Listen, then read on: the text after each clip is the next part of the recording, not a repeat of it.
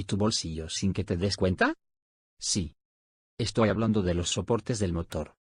En este vídeo, descubrirás cómo un pequeño trozo de goma puede provocar vibraciones, ruidos extraños y daños graves si no se le presta atención.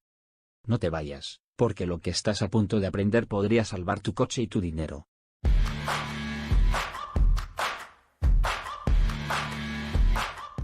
Todos los motores de combustión interna producen muchas vibraciones, incluso si están bien equilibrados. Para evitar que esas vibraciones lleguen al interior del coche, los soportes del motor tienen goma entre el motor y el chasis.